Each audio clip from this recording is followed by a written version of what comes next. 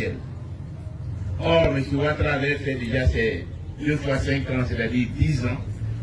Il n'était pas concerné à contrôler les organes chargés des élections. C'est-à-dire qu'il n'y avait pas de raison d'aller aux élections. Puisque quelqu'un qui n'est pas éligible au regard de la Constitution veut s'imposer comme candidat, et non seulement il veut s'imposer comme candidat, mais en plus il veut contrôler les organes, l'arbitre des élections. En faisant ces 2 violations, l'élection n'avait plus de sens. C'est pourquoi nous avons adressé le mot d'ordre des désobéissances civiles. Ce mot d'ordre a été suivi sur l'ensemble du territoire national. Et ici à Yakassé, à Tobrou, nous avons eu écho de la détermination avec laquelle toute la population s'est impliquée dans la désobéissance civile. Nous avons eu écho de toutes les douleurs que vous avez vécues ici, des agressions dont vous avez été victime, des arrestations qui ont concerné beaucoup de jeunes. Jusqu'à ce jour, il y a encore beaucoup de nos frères qui sont encore en prison. Après tout cela, le premier devoir d'un responsable politique, c'est de venir sur le terrain et puis dire Yako à toutes les populations qui ont été traumatisées par ces événements. Dire Yako à tous ceux qui ont connu des pertes en vies humaines, aux familles qui ont connu des pertes en vies humaines. Yako à tous ceux qui ont été blessés.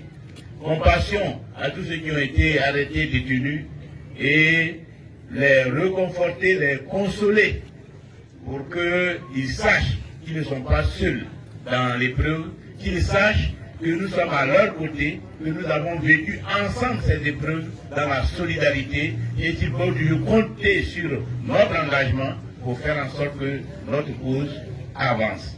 Donc le premier objectif de ma visite ici aujourd'hui, c'est ça, les mots de compassion. Yako à tous ceux qui ont été victimes de la désobéissance civile. Demandez aussi de sécher vos larmes. Les événements là sont encore frais. Nous avons encore mal au cœur. Peut-être que nos cœurs continuent de saigner, que nous continuons de pleurer ceux qui sont morts à l'occasion de cette situation. Mais je suis venu vous dire de sécher vos larmes, de prendre courage, parce que ce que nous avons fait entre août et décembre 2020, c'est ce qu'un peuple responsable, un peuple digne doit faire chaque fois que ces situations se présentent.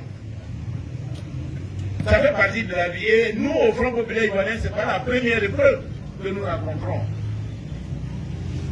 Certains se rappellent certainement des événements du 18 février 1992, aussi de 2002 avec la rébellion armée.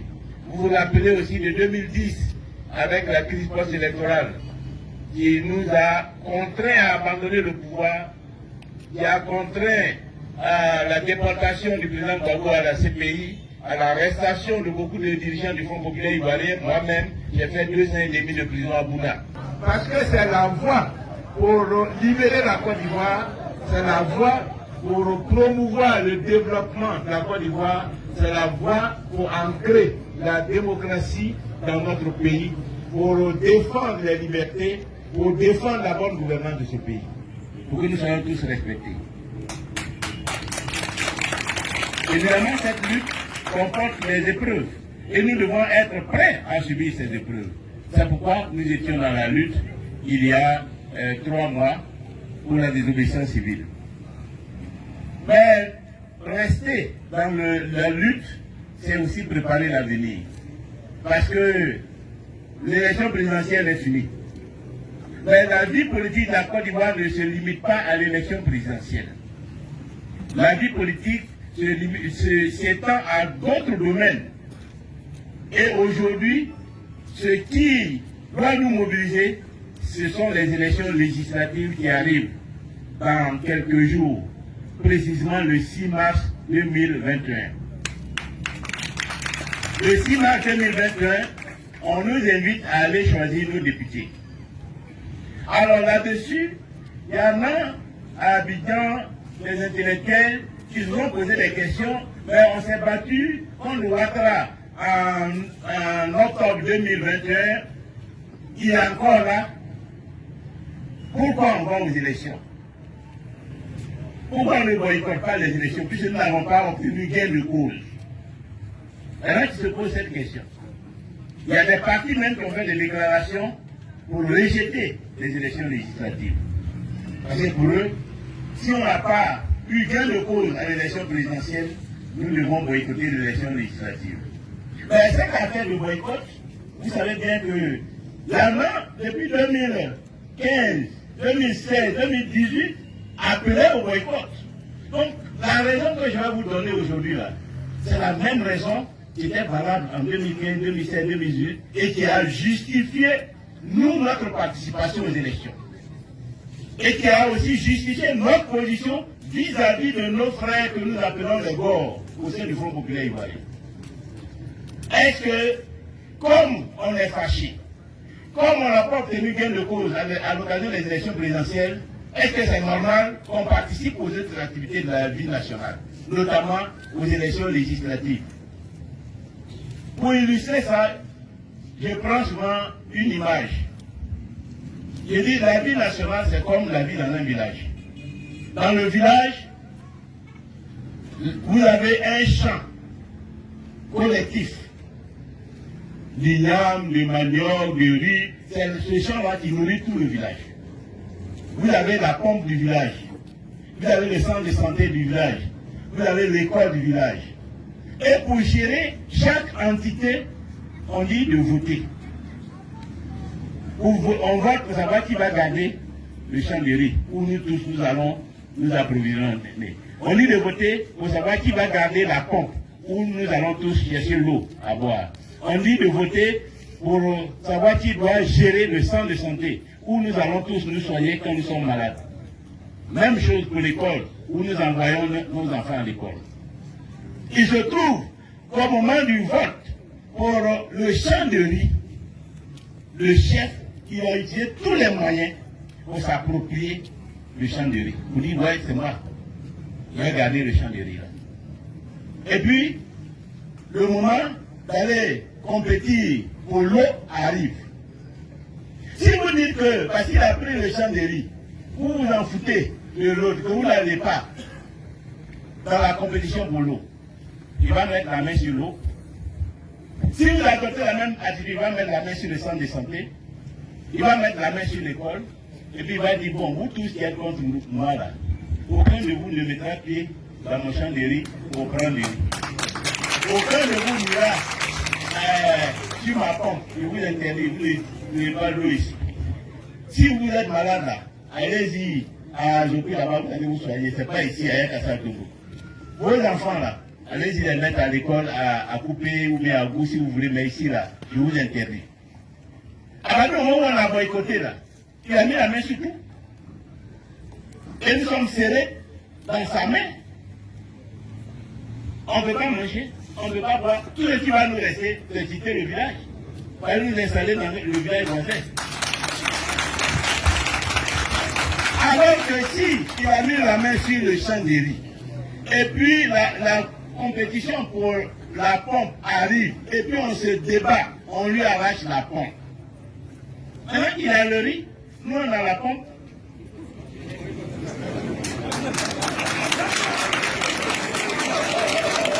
Ton riz là, avec quelle eau tu vas cuire même? Comment tu vas te laver? Comment tu vas boire? Ça veut dire que nous sommes dans l'eau, on n'a pas de riz. Donc, mais franchement, comme il y a un qui a le riz, et puis il y a un qui a l'eau, on va s'asseoir pour parler.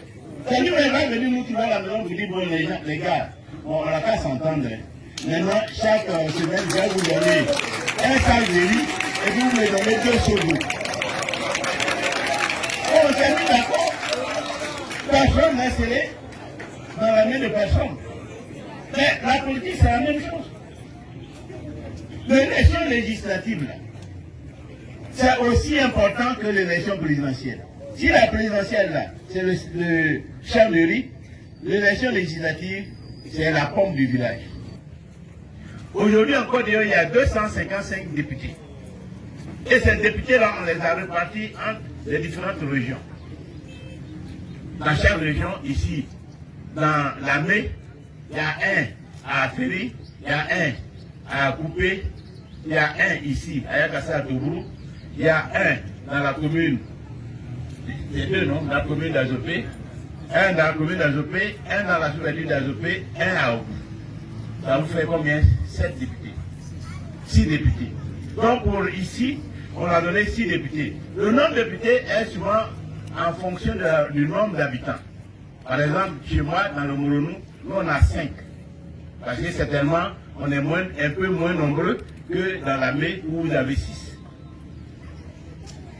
Et on va élire ces 6, et puis on va retrouver les autres députés qui viennent du pays Malinké, du pays Abron, du pays Bété, un peu partout du pays Baoulé, et eux tous, c'est ça qu'on appelle l'Assemblée nationale. Leur travail, c'est de contrôler l'action du gouvernement. Chaque année, le travail que le président va faire, là, il fait les papiers. En 2021, si ce qu'il veut faire, il fait papier. Combien d'écoles il veut construire et où il veut construire les écoles. Combien de centres de santé il veut construire et où il veut construire les centres de santé. Combien de villages il va électrifier et quels sont ces villages. Combien de villages il va avoir l'eau. Combien de kilomètres de route il va bitumer. Les enseignants qu'il veut recruter, les professeurs qu'il veut recruter, les gendarmes, les policiers, les juges, tous ceux qui vont l'aider pour nous satisfaire nos besoins. Tout ça, il fait leur papier et l'argent qu'il lui faut pour faire ce travail, il ajoute dessus et puis il dépose devant les députés. Et voilà le travail que je vais faire l'année prochaine. Je demande votre autorisation.